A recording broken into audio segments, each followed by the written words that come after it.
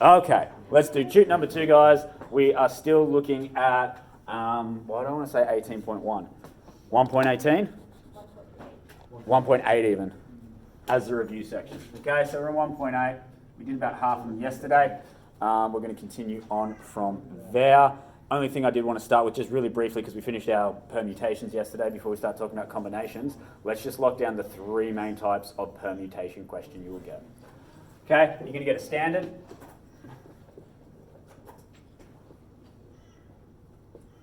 Where all you need to do is, if you have got n, p, r, you're going to do factorial n divided by n minus r factorial. Nice and simple, standard. How many different ways can we arrange these things when order is important?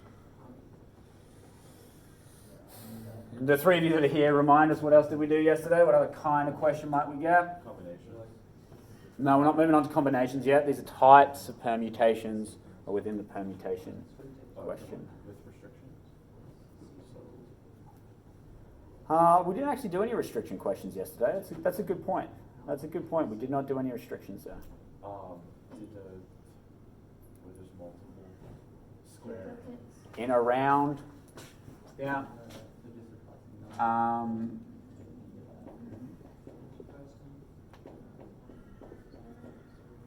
So what would we do if we're like seating people in a circle? What does that do to our arrangements?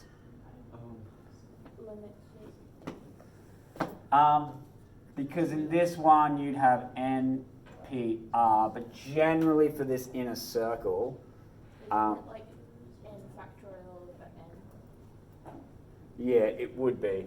So your n factorial over your n minus r factorial times n on bottom as well. You divide it by how many you've selected for. Depending on the rule, sorry, no, not n, you do it by r. The reason I would say n is because in our example, just really quickly, we had 5 people, but we were sitting them all. So technically we had a 5p5, in which we ended up with the 5 factorial, 5 minus 5 factorial, which is just 0, divided by the r. In this case, n and r are the same thing. But I'm pretty sure if we did this for something different and we were trying to select a way to put 3 people in a round, we would have 5 over 5 minus 3 factorial, also divided by 3. Because it's the number of people you've actually sat there, not how many you have in total. And then what was the last one? It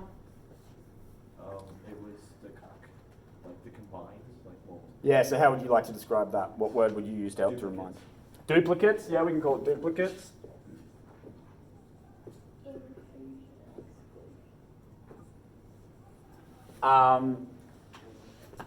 We can call it duplicates. The other one is things that have a non-unique, is the other way I talk about it, if you have non-unique members. So how do we do those ones? N factorial over n1 factorial n2, blah, blah, blah, blah. Yeah, and again, this is assuming, guys, that your n and r are the same for that duplicate one, because you're selecting all of the thing in it. So in that case, when n and r are going to be the same thing, but we also need to set up a little thing. Let's just say you have duplicate 1, which we'll call, how do you want to think about this? Because you've got, let's say you have one thing that is duplicated, right? But you need to know the n of duplicate 1. And if you had a second duplicate, you need to know the number. So how many times is it duplicated? 2, 3, or 4, or whatever. So n factorial over n and then r factorial to r. Oh, well, now you're going to be dividing by your nd1 factorial, your nd2 factorial, and so on, depending on how many duplicates you've got. So if you have a look at yesterday's video where we did wool and gabble, we had the, whatever it was, 4 O's, however many L's, and we divided by each of those. We ended up with the total number of letters divided by 4 factorial, 2 factorial, 2 factorial. I think there was a 3 as well, but yeah. Okay, so just a quick, those are going to be your three types of permutations. So remember, in this one, you're dividing by the number of people that are in the circle. In this one, you're dividing by the factorial of how many times a member is duplicated. And if there are multiple things that are duplicated, then you've got to do them all. Is that just more confusing, talking in the generalities, and it's easier when you've got a specific example? Okay.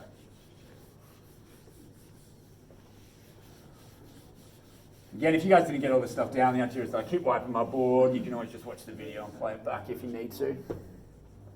So what did we get up to? We did the GABA. We got up to question 7 because that's where we first start to apply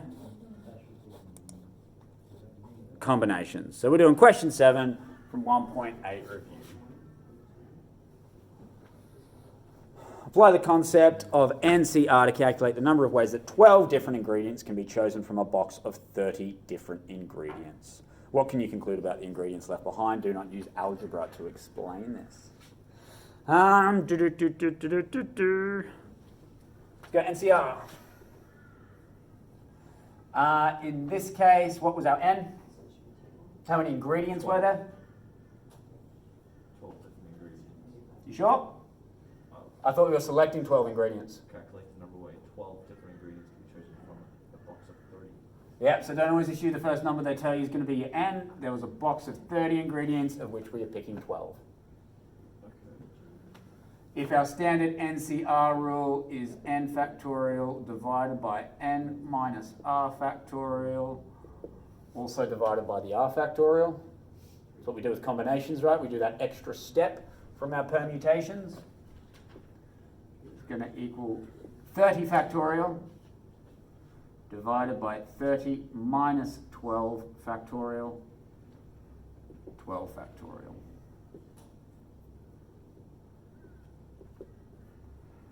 (30 minus 12 gets you 18, 12, and then at this stage you go and get your calculators. You can do some further simplification, but there's no point. At this point, with numbers that large, you would rely on your calculator. So if we do 30 factorial divided by 18 divided by 12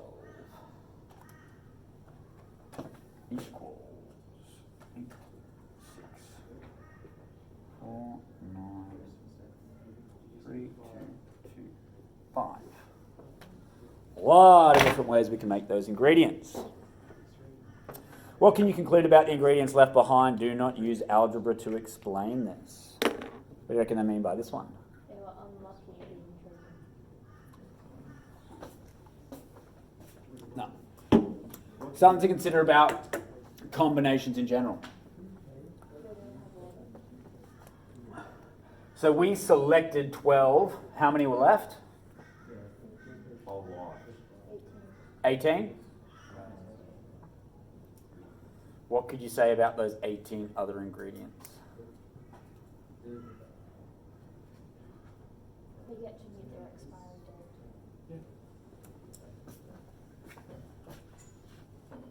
You have the same number of combinations to pick the other 18 ingredients. Oh, yeah. Tells you not to use algebra, but I suspect you guys are going to need to see algebraically how that is true. Because in this case, if there was a total of 30 ingredients, this time we're selecting the other 18, Yeah, because you have 30 equals minus 30 factorial over 30 minus 18 factorial, 18 factorial. 30 equals 12, 18. And hopefully you can see that these two here are the exact same. Indy got it already, and the two guys I'm actually trying to talk to are a bit distracted. Got it. 18, 12, 12, 18. So it's something to do with combinations, that because you do this subtraction and then use R, if you flip that in terms of the ingredients that are left, you're going to come up with the exact same number. The ones that are left behind, you'll be able to select with the exact same number of combinations as the ones that you did. Why am I working over here? I thought I need lots of space, but I don't think I do. I'll just keep writing in the middle and rubbing off as I go. All right, what's next? A good fun one. A committee of 5 men and 5 women is to be chosen from 8 men and 9 women, and how many ways can this be done? Question 8. Let's write down some information. We want 5 men and we want 5 women. We have 8 men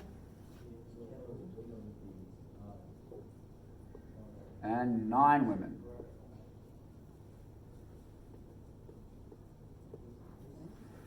Okay, thinking about the question, a committee of 5 men and 5 women. It does not say anything about what positions those committee members hold. There is no difference between committee member 1 and committee member 5. So we're definitely doing a combination and not a permutation. Okay, just, you guys know we're in the combination section right now, but when you come to your exam, you may not know if it's combination permutation. So these are the kind of things you're looking for. Are there specified roles? Does it matter who gets which position, in which case order would be important? In this case, no. We've got 5 generic people on a generic committee with no positions described, so we're definitely doing combinations. I'll rewrite my main rule. Combination NCR is equal to n factorial over n minus r factorial divided by r factorial. So for the men, we have 8 men, of which we are selecting 5. 5 factorial, 8 minus 5 factorial.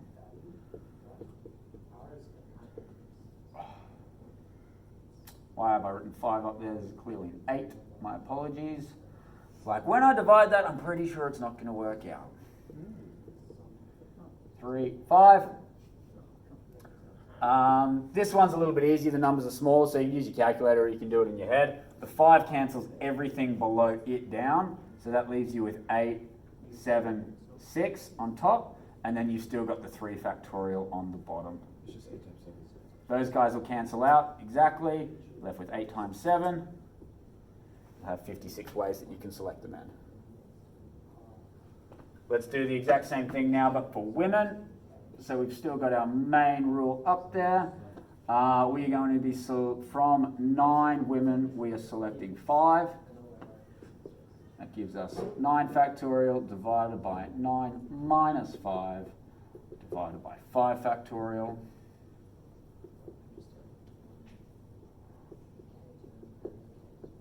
Same story, you take your bigger one on the bottom and you cancel every number below it from your top. You can do 9, 8, 7, 6, divided by my 4, 3, 2. So you got a couple of options here that you could cancel out. Let's just get rid of the 6 and go from there. We'll do 9 by 8 by 7, divide 4.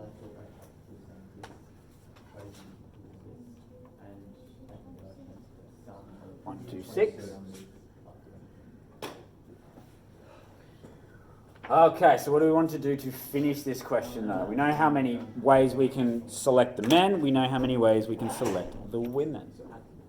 So add them.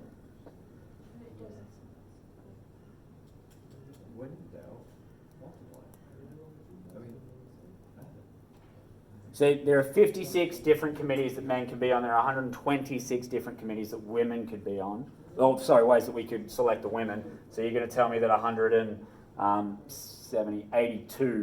is going to be the total number of committees I could form? What about if there are n ways of selecting A and m ways of selecting B? There are n times m ways of selecting A and B.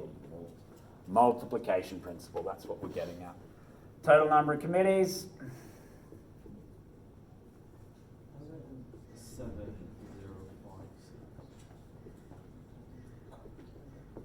5, 56 times 126. What'd you get, Nigel? 7,056.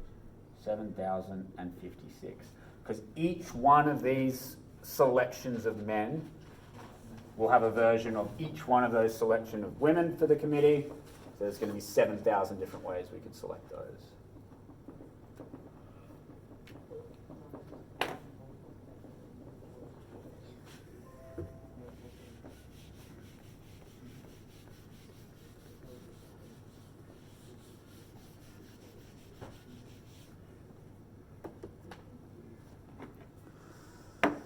Looking at question 9, a netball team of 7 players is to be chosen from a squad of 11. Suppose any squad member can play any position, and how many ways can this be done? If A, each player is chosen to play a particular position.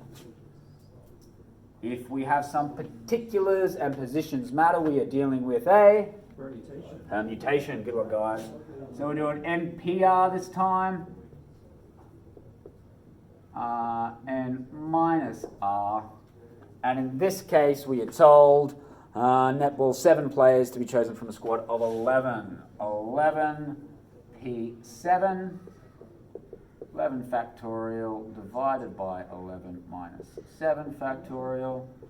11 over 4. Again, we could cancel it out, but at this point, we're probably just going to save ourselves a bit of time if we go to our calculators. 11 factorial divide 4 factorial gives me an answer of 1,663,200. So if the positions matter, there is 1,663,200 ways we could make that netball team. For B, I'm pretty sure it's just going to tell us that the positions don't matter. They can play anywhere, so that means we're going to do a combination. N factorial divided by n minus r factorial divided by r factorial. We've still got 11 players and we're still selecting 7. We already did that over there, so I'm just going to skip that step and write that straight in as the 4. And then we've also got the 7. So you could take your previous answer and then just divide it by the extra factorial 7. Let's go again, divide that. 330. Pretty significant difference when order is important or not, yeah?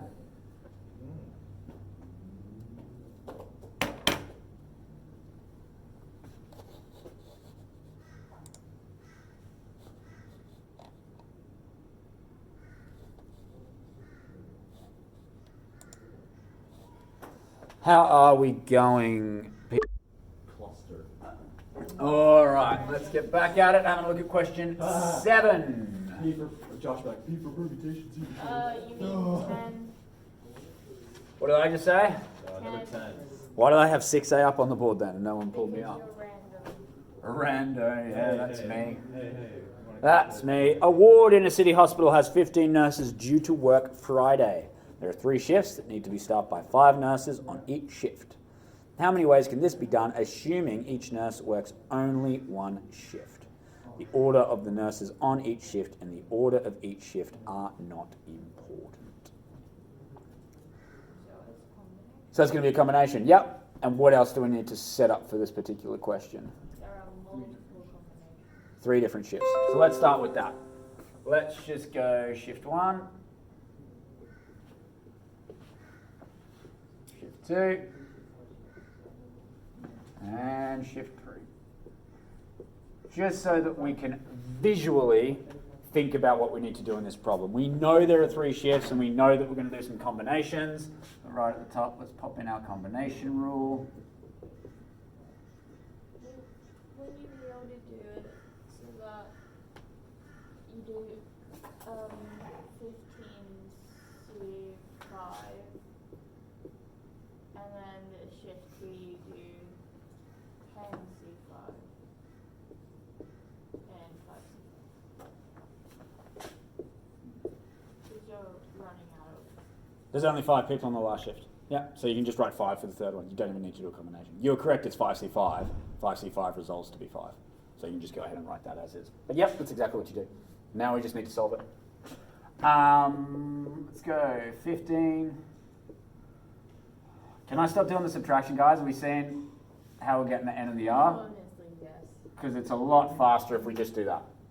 Yeah, because I was doing the review, I wanted to make sure everybody was seeing where my numbers were coming from. They weren't just appearing. But yeah, it's not really that hard to calculate your NR already. Turn to our calculator. 3003. I believe that's the number I got earlier. Let's check. Yeah, there are 3,003 ways to pick the first shift.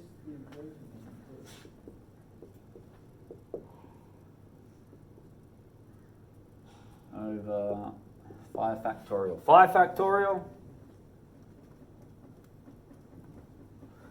of which there are 252. And then there are 5 people on the last shift. That's already good to go.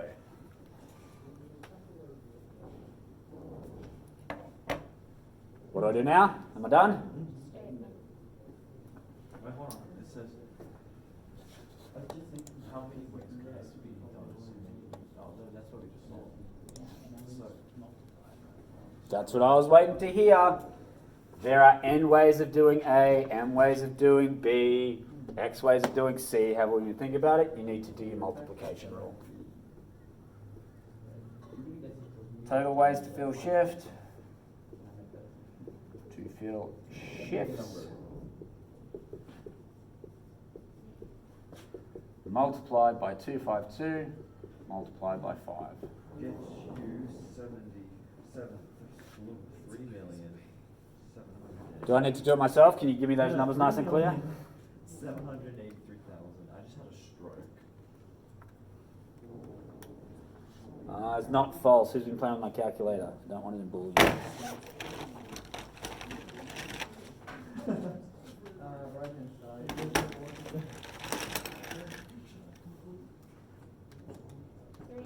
3,783,000. Oh wait, yeah, 3,783,783.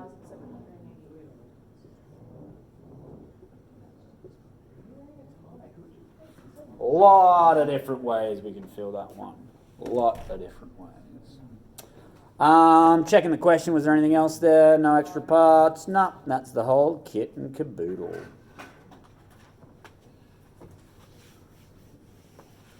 How we go? Oh, we just did Also, after the grief I was given this morning, how comes nobody's commented on my brand new, very black whiteboard marker that is doing it? because the glare in the back of the room still makes it easy. Still can't read it. I was surprised. I don't think they'd show up on these videos, but I watched yesterday's back and you can see all the writing quite clear, so that's good. And we had all that extra glare in that room that didn't have the blinds as well. 11. All right, I'm not going to write anything for this. In your own words, each of you is going to explain how to construct Pascal's triangle. We just did this. Did ya? So give it to me then. How do we write it? Nice big voice so they can hear you on the video. How would you do I it? don't know. You. Start with 1. Start with 1, okay? And then you start with 1 again. Actually, let's try this. You guys explain to me and I will do exactly what your instruction is on the board. Alright, row 0, 1. Row 1, 1, 1. What's a row 1 though? So row 0 is going to equal your first layer of the triangle. Okay, so this is row 0 is what you're telling me. Correct. Maybe I should write that in. I'll write this in as row 0. And it has 1 in it. Yes. Okay, yep. Then as you go down to row 1, Yeah. you will have 1 and 1 diagonal like that. How'd you get those numbers? Because they're outside. It's any Because 1 plus 0 is 1. I like Josh's version better. Because we know that the term below it is the sum of the 2 terms above it. The 2 terms above each of these is 1 and 0. So 1 plus 0 is 1. What goes below it is another 1. Row 2. Then you will do the sum of the outside one, then the sum of the insides, then the sum of the outside, and so forth. Maybe you guys know how to make Pascals. Working a little bit on our words there, but yeah, I'd be cool with that. Important concept to understand, not really a question I'd be likely to give you on an exam. In your own words, explain how to make Pascal's triangle. Well, it's a triangle with numbers. Yeah.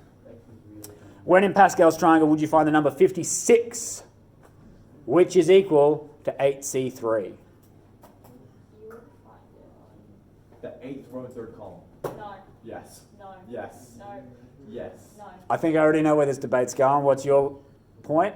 You have row 0. Yeah. You have number 0. Right? Yeah. You have row 0, sorry. Which we still call 0th and 0. So Nigel is correct that it is the 8th row, 3rd position, but we know that contextually it's actually the 9th row down and in the 4th spot. Because how we term them... Were you going to say that? No, you weren't. So technically the correct answer for this, and I'll write it on the board for the people watching the video, if you have got C83, we would say that is in the, using our words, I can't spell today, 8th row, 3rd position. But if we actually drew it out, knowing that we've got 0th row, 1st row, 2nd row, I don't have time for this, 3rd row, and we kept going down, it would actually be in the 9th row that we have drawn, and it would be in the 4th position across. Technically it is still the 8th and the 3rd, because we can label something the 0, 0. Yeah. Yeah. Yeah. So just conceptually know that we still write it as the 8th and the 3rd, but if I had a full Pascal's triangle here for you, you would find it in the 9th row as it's written and the 4th position as it is written. Giving a whole of the pigeonhole principle. Oh, I remember this. Okay, the pigeonhole principle states that if there was a flock of birds and there are multiple birds and only a certain amount of pigeonholes, that there is at least one pigeonhole. Say again? I can't. If there's a bird and then there's a pigeonhole, There's at least one pigeonhole per hole. Think about it like this, guys. If there are n pigeonholes and you have n plus 1 people, there will always be 2 things in the same pigeonhole. Doesn't this have something to do with birthdays and... Yeah. So the example that you will find is this one. If, and let me get the wording right, in a club with 367 members, you are guaranteed to have at least 2 members with the same birthday. I forgot the rule to figure that out. Because this is not really a hard and fast rule we use. If you've got 365 days in the year that include every birthday possible, and you have 367, 57, what am I saying? 67, 65, 66. They're going with 66 for the leap year, I guess. You got 67, you are guaranteed to have 2 people with the same birthday. Guaranteed, because you have 1 more than there are other pigeonholes.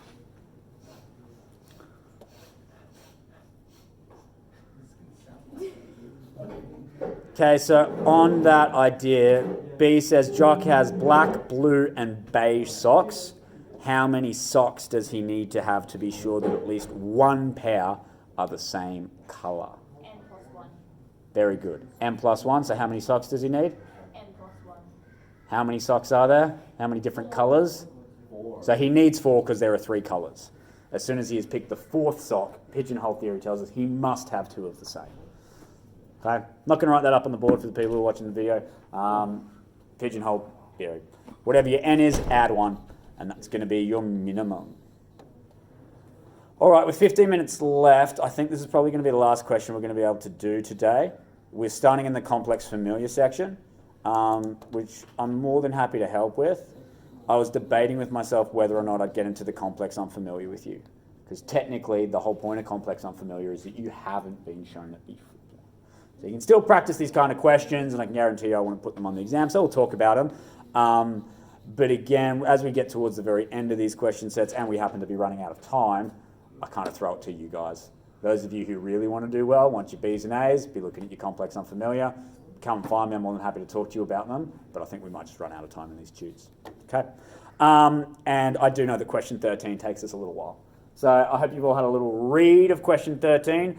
Assuming that car number plates are sequenced as follow, DVL334 to DVDLV335, and then all the way from that to DLV999 to DLW000, and so on. Using this sequence, how many number plates are there between DLV334 and DNU211 inclusive? You want to make a start, Andy, or you got a question? Would you be able to do 999 minus 334 to find out how many number plates are sequenced Okay, so you want to start with number plates that are DLV. Yeah, plates with DLV. And what did you want to do to calculate how many plates had DLV? Oh, I think I know what I need to do. Sorry. 999 minus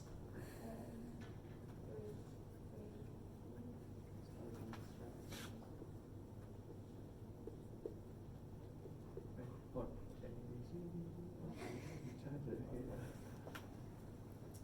That's how many election that specific plate number. almost Plus one. plus 1.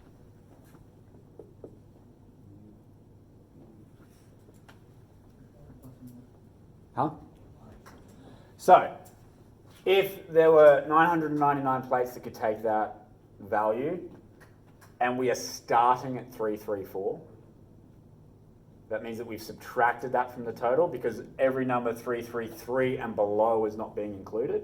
We've started at 334 and gone up. Yeah? But because we've subtracted this plate itself, we have to add back in 1. So you could have subtracted 333 and you would have gotten the same number, or you could subtract how many there are and then add that plate back in is the way to think about it. Okay, so I'm going to draw some blocks around things because we've got to think about them in separate cases. That's plates with DLV. Now what kind of plates do you want to do? You need to change the L. You need to change the B to U. Well, let's have a look at where do we finish, guys? Z. DNU. DNU 211. But DNU. that's So 4B. what does that imply? It implies that we have plates DLV, DLU, DLT. Oh, what am I doing? I'm going the wrong way. W, Y, X, and Z. Wait, no. That doesn't make sense. But it's asking between DLV and DNU. Yeah, so before we can get to DN, we have to finish the series of DL. Oh Jesus. We have to cycle I didn't all see the that. way through I that didn't third see position DN. letter before we can start talking about DN letters. And then you have to Okay. do that 26 more times. All right. I know it. Yeah. So would it be? So okay, so W X Y Z W X Y Z A B C D D. Yeah, if you want to draw yourself a little alphabet, it's useful for this question. Okay.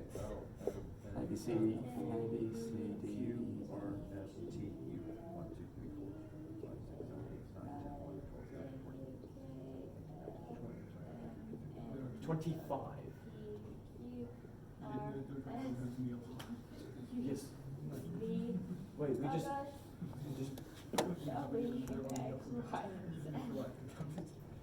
No, I went from W to Z.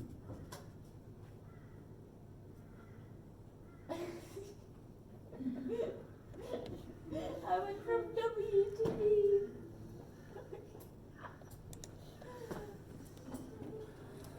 Okay, so let's think about a couple of things, guys. We're basically looking at our third position here, so we know we've got 4 lots of these. How many of each of these is there going to be? 999.1. Wait, 1,000. Did I do something like this for my assessment? On your Yeah, assessment? remember, I think I did like the 3 digits with the, Yeah, you would have is it done something like this? Kind of, yeah. 4 lots. Each has 1,000 plates. And if you want that broken down, guys, you have got letter, number. Each of these numbers has 10 possibilities. There are 1,000 numbers that get made. Or you simply realize that the numbers go from 000 to 999, which that's 1,000 number range. Yeah, which both are emergency vehicles. Yep, okay. And so that gets us to here. What else have we got? You have to go We have the all second way row. to DLV. Okay, well, first of all, we know that we're going to have, so what do we go to? D and U. So we know that we're going to go next to DM. How many letters can we put in the third position? 21. Because it goes to U. No, it goes to D and U. So we've got a complete M. Oh. So there are, this might get annoying for some people, there are 26 different ways we can fill that third spot. So it's going to be 26 plates. Is this still recorded? Yeah. Each has 1,000 possibilities for the numbers.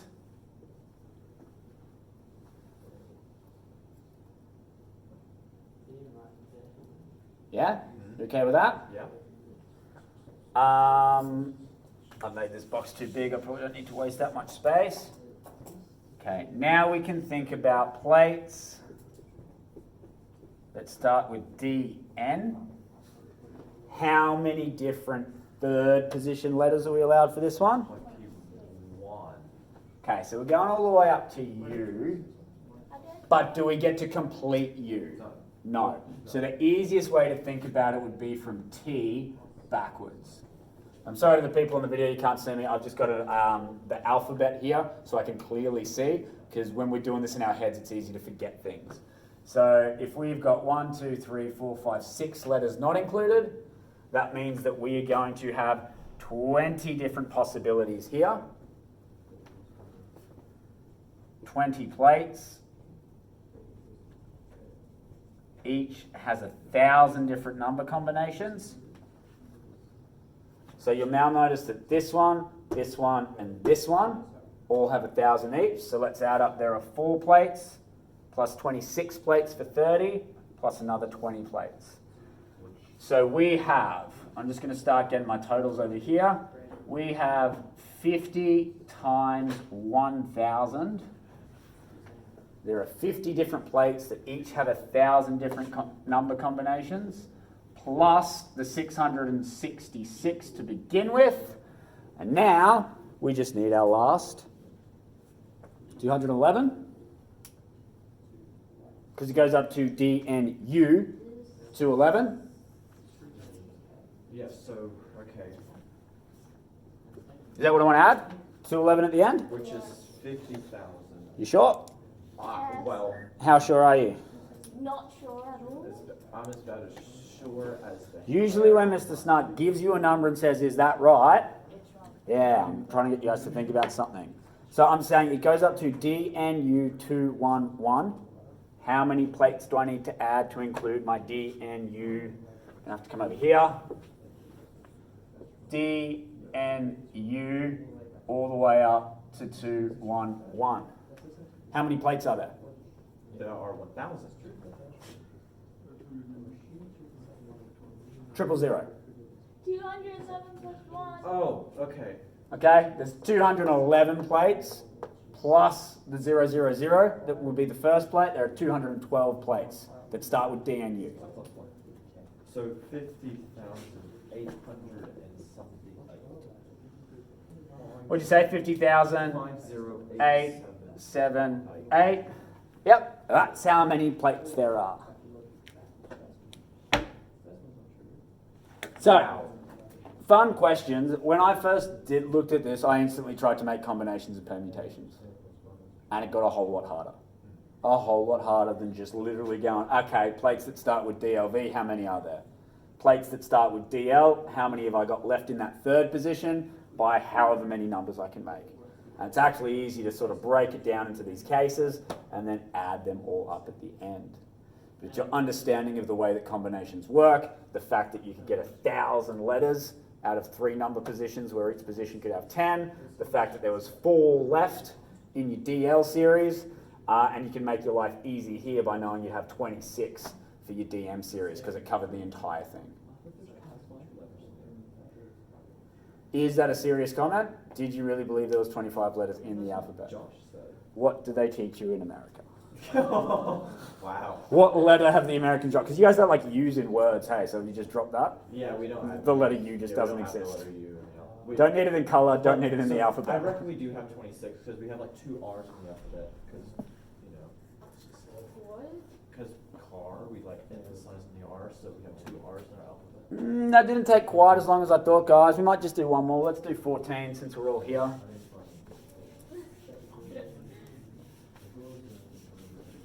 This is another, again guys, because we're getting into the complex, there's a bunch of different ways you can solve these. Your simple, familiar, there might be some different ways you can do it, but I always show you the hard and fast. With these ones, you could go a couple of different ways. But let's think about this. So our scenario for this one is we have 3 people, Jane, Laura and Steph. They're in a netball squad of 13 players. This is question 14 if you're watching the video in your complex familiar section. The team only takes 9 players to games. Jane, Laura, Steph's parents share the driving if they can, but only if at least 2 of the girls are playing. I'm summarising the question now, guys, because it's too long. What proportion of games would you predict the girls' parents are able to share the driving? Okay, what do you think you'd want to do first for this question? We're looking for a proportion of games where they share the driving, so it would be handy to know. It's a permutation. Is it? Well, if it's specific though, right? No, we don't know positions. We don't care. They're just whether they're on the team or not. That's not quite what I was trying to lead you to. If you want to know something as a proportion, it would be good to know the ratio. What do you need for the ratio? What? What goes on the bottom of your ratio? Which in this case would be The total. the total. What is the total number of ways that we could select these players, okay? The total number of combinations. It was a good try, and I think we've broken her. Okay, so our total is going to be a combination from 13 players. We are selecting 9. Yes? Yes? That equals 13 over 13 minus 9 gets you 4. 9.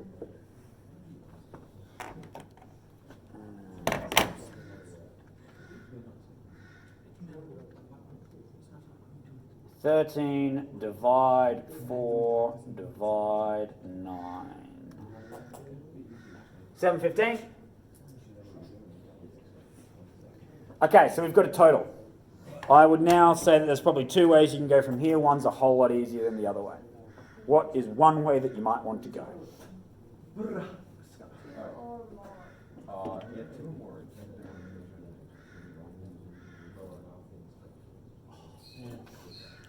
We can get a nosebleed up into this, but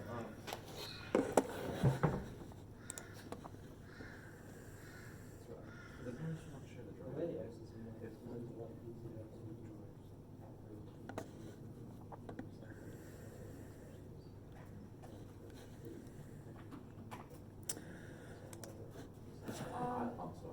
Do you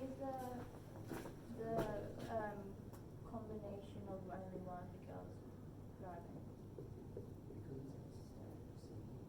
Oh, they've got one girl playing.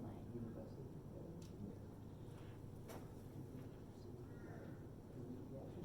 one.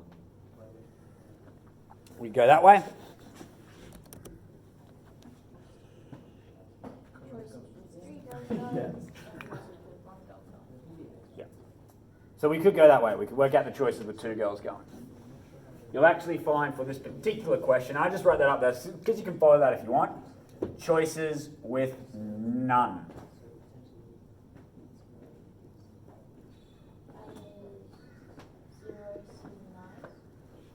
Is 0 C9?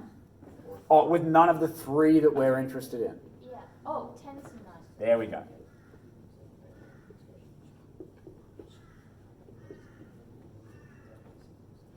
And that's just going to be over 9. Why is it just over 9? Ooh, okay. It should just be 10. Should just be 10. Yeah, but I'm doing a combination. Why is it just 9 on the bottom? It's 1. Therefore, it is still 10. Yeah, you got your answer right. I'm just making sure you understand the working, yeah? Oh, Whenever okay. things start disappearing from my working, I need to make sure you guys understand the assumption going on behind it. Choices with one girl going.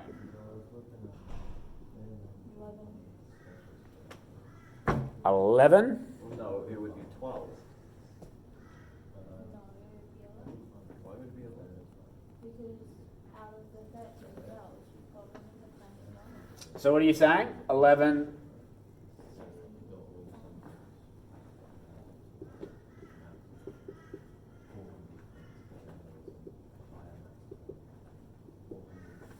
Doesn't stop, so it must be right. 55.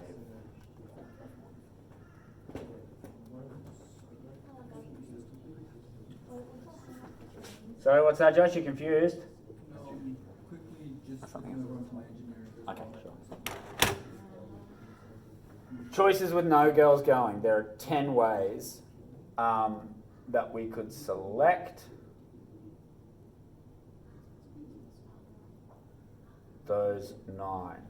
There are 55 ways in which we could select with one of the girls going.